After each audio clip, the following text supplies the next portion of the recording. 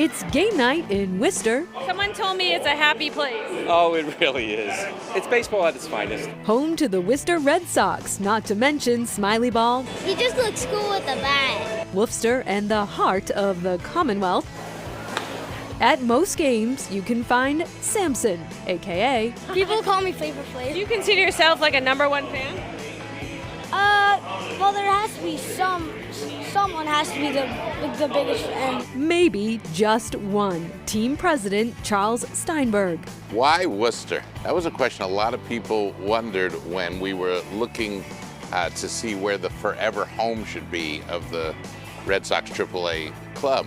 Worcester was this welcoming, compassionate community that had lived in the shadow of Boston but was content with itself. And there was such a sense of community. It's a place where you can get up close and personal with the players, One ball signed by every single player. I've got this is my 11th. where the community is celebrated. I'm a first responder, and we got some free tickets, so we're here tonight. A relaxed yet vibrant taste of baseball and the city. Do you have a favorite food here? Pizza.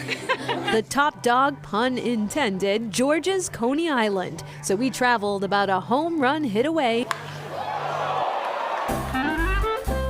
to its original location, first opening as a coffee shop in 1918. You have to keep cooking them because you don't know if it's going to get busy. Catherine Sandikos' grandfather purchased the spot in the 1920s, and family has been behind the grill here ever since.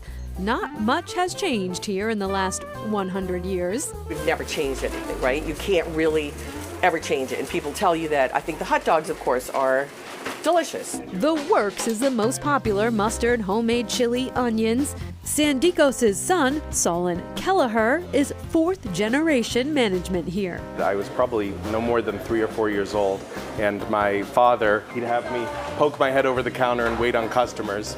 And this place is home to me. Nostalgia runs deep here. 3 decades ago, I sat in this very booth, carved my initials here, and that's when I had my first George's Coney Island dog.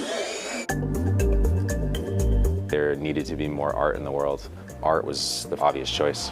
Just along the back side of Polar Park, the center point of the Canal District development, a mural honoring the legacy of those who put Worcester on the map. Emma Goldman, she was like a political activist. Artist Ryan Gardell says he didn't hesitate to bring this project to life. It was pretty surreal, honestly. When I got the call from one of the media guys who worked for Polar Park, I was definitely blown away. And so are we. With nearly 50 murals throughout the city, you can literally take a walking tour via his public art. I loved the scale of it, of how, it just seemed larger than life. Gardell has never really colored inside the lines. 7 years old, found a can in somebody's garage, and we went off in the woods, and I think we spray painted on a tree or a log or something. And finding paint in your parents' garage, something just kind of innocent and playful. He became fascinated with graffiti. And it left this mystery of who did this and why. I became just infatuated with that. In 2013, he was hired for his first commission inside a private home in Fitchburg. And with that, his career has been filled with color and purpose. I wake up every day and I have the intention or the goal of creating something.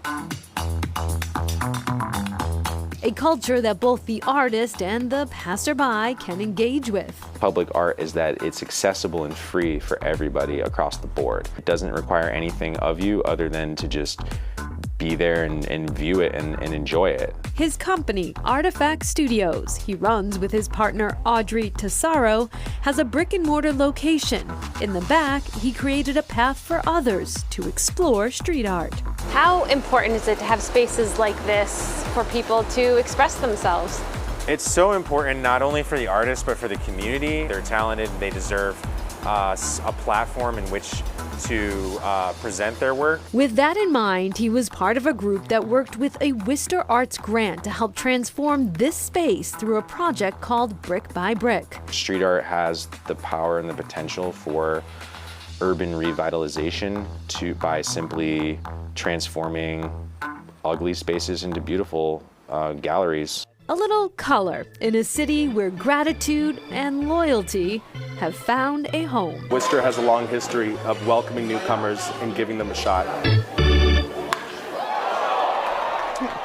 And Ryan Gardell, the artist, points out there really are not a lot of opportunities for street artists to practice their skills anywhere. Yeah, he says that he opened the first legal paint park in the back of his building, and he and his partner Audrey also provided a lot of the paint for the Brick by Brick festival that we were talking about, where 25 artists came together and they covered an alleyway near Kelly Square. Yeah, the murals are fantastic. Great job all around. All right, coming up, meet the Yard Goats.